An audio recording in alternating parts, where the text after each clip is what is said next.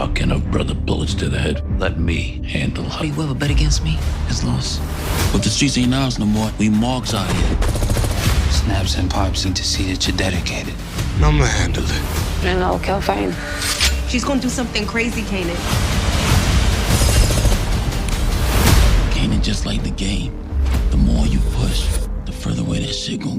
Rock is out of allies, Stephano wants her buried, and Juke is one decision away from starting a war that could end the entire season early.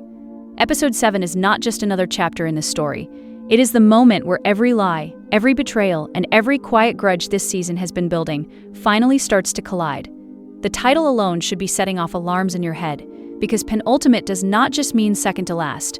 It means everyone still standing right now is one wrong move away from never seeing the finale at all. Rock is losing her grip on power in real time. Juke has finally found out the truth about who killed Fame, and she is not the type of woman who lets something like that sit quietly.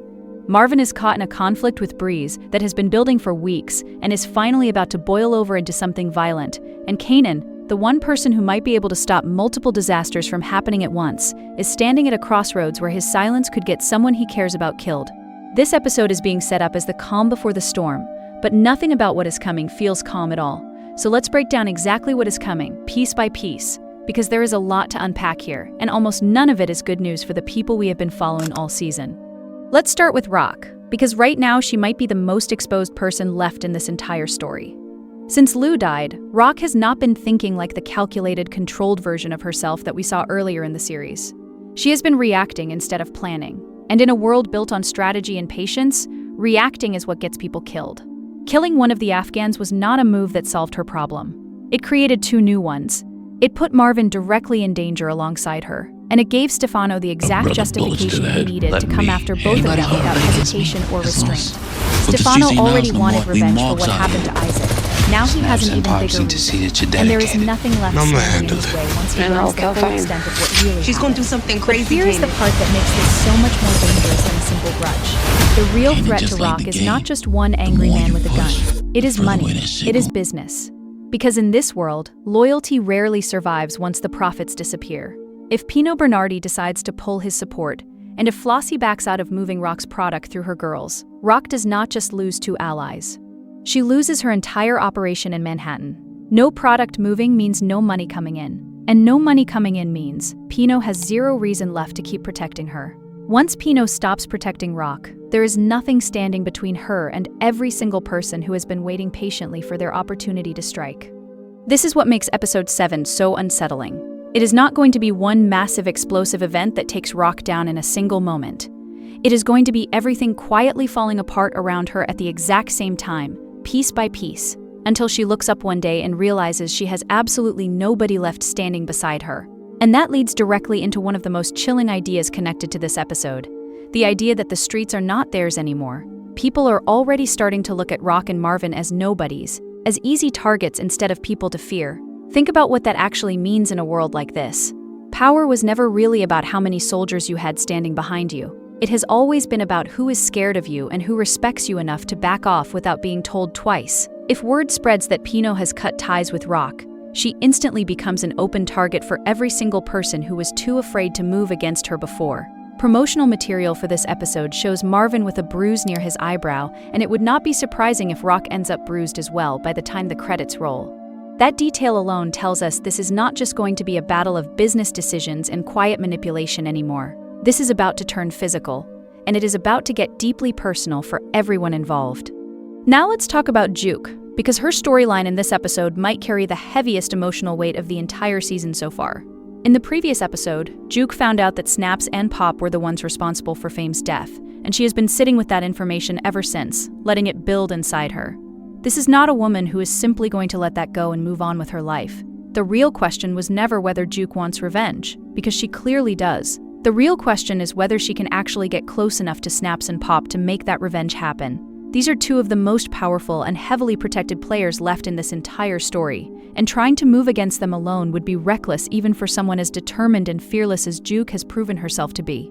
We already got a preview of what happens when someone tries to approach a heavily guarded target without real backup.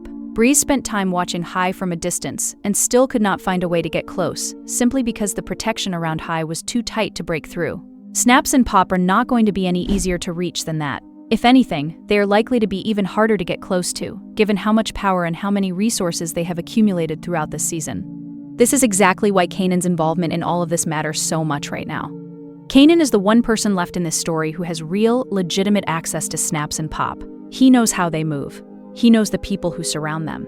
He is, whether he wants to admit it or not, the connection point between Snaps and Pop and Juke's entire plan for revenge. Without Kanan's help, Juke going after these two men is basically a suicide mission, with almost no chance of success. With Kanan's help, there is at least the outline of a real plan, something that could actually work instead of getting her killed the moment she makes her move. So the real tension driving episode 7 is not simply whether Juke decides to go after Snaps and Pop.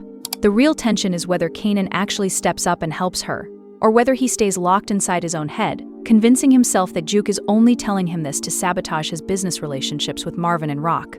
Kanan has shown us repeatedly throughout this season that he struggles to accept the truth even when it is placed directly in front of him without any ambiguity at all. That pattern does not just disappear overnight because the stakes suddenly got higher. If anything, it could end up costing him the one person in his life who has been completely honest with him from the very beginning, even when that honesty was inconvenient or dangerous for everyone involved. There is also a warning coming Kanan's way in this episode, and the message behind it is simple but heavy. Push him too hard and he pulls even further away. That warning is technically aimed at Rock, but it applies just as much to every single person in Kanan's life who has been trying to control him or shape his decisions up to this point. Kanan is no longer a kid being molded by the people around him. He is becoming exactly who he was always going to become, whether the people close to him like it or not. And the harder people push him to act a certain way or make a certain choice, the more distance he seems to put between himself and everyone trying to pull his strings. At this stage of the season, trying to pull Kanan back onto a path that other people have chosen for him might already be a completely lost cause. Episode 7 could be the moment where that reality becomes impossible to ignore for everyone around him, including the people who still think they have influence over his decisions. Putting the Rock and Juke storylines together, you start to see exactly why this episode feels like such a turning point for the entire season. Rock is being surrounded from every direction at once, losing money, losing muscle, and losing the respect that used to keep people from testing her. Juke is sitting on information powerful enough to start a war, and the only question left is whether she gets the backup she needs to survive making her move. Kanan is standing directly in the middle of both of these situations, holding the kind of knowledge and access that could change the outcome for both women, and he has to decide, probably sooner than he is ready for, whether he is willing to risk everything he has built in order to do the right thing. None of these threads exist in isolation anymore. They are all tangled together now, which means whatever Kanan decides in this episode is not just going to affect him. It is going to ripple outward and change what happens to Rock, to Juke, and possibly to everyone else still standing this late in the season. Marvin's storyline in this episode carries just as much weight as everything happening with Rock and Juke, and honestly, it might be the one that catches people off guard the most by the time the credits roll. The tension between Marvin and Breeze has been quietly building for weeks now, simmering under the surface while everyone's attention stayed locked on the bigger power struggles happening around them. Episode 7 looks like the moment all of that finally boils over into something that cannot be walked back. Breeze has been dealing with real pressure from Snaps and Pop to prove his loyalty to them, and that is not the kind of pressure that stays contained or quiet for very long. Kanan has already said he plans to personally deal with that situation himself, but loyalty tests in this world rarely stay clean or controlled once they actually begin. If Breeze feels forced into proving himself to Snaps and Pop, the person who ends up caught in the middle of that proof could very easily be Marvin, someone who has already been dragged into more conflicts this season than he ever asked to be part of. There is real uncertainty hanging over whether Marvin survives this confrontation with his life intact, walks away seriously hurt, or ends up facing something even worse, like exposure to the kind of legal trouble that could put him behind bars for a long time. Given how close the season is to its finale at this point, it would not be surprising if the show decides to keep Marvin's fate deliberately unresolved a little while longer, saving the biggest emotional gut punch for episode 8 instead of spending it here. That kind of pacing would fit exactly how this season has been building tension, stretching out the uncertainty just long enough to keep everyone watching on edge. Think about where Marvin actually stands right now in this story. He is not just dealing with one threat.